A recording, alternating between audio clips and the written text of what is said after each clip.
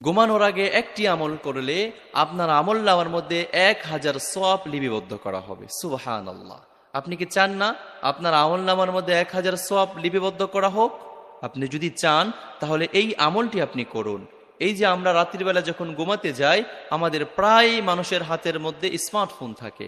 আমরা স্মার্টফোন দিয়ে বিভিন্ন ধরনের ভিডিও দেখি।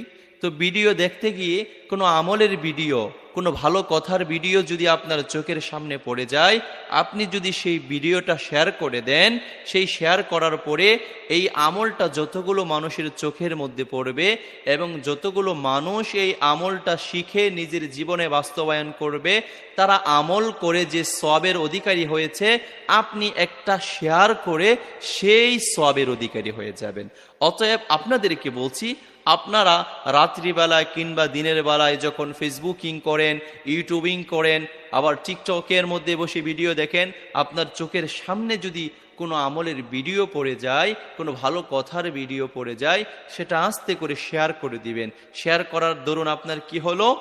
আপনি আরেকজন মানুষকে আমল করার মতো সুযোগ তৈরি করে দিলেন, আমল জানার মতো সুযোগ তৈরি করে দিলেন। এতে সে আমল করে যে সওয়াবের অধিকারী হবে, আপনি একটি শেয়ার করার কারণে সেই সওয়াবের অধিকারী হবেন। তো আমি বলতেছিলাম যে আপনারা যদি চান যে ঘুমানোর পূর্বে 1000 সওয়াব আপনার আমলনামার মধ্যে যোগ হোক, তাহলে আপনারা এই আমলটি করবেন। সেই আমলটি কি? সেই আমল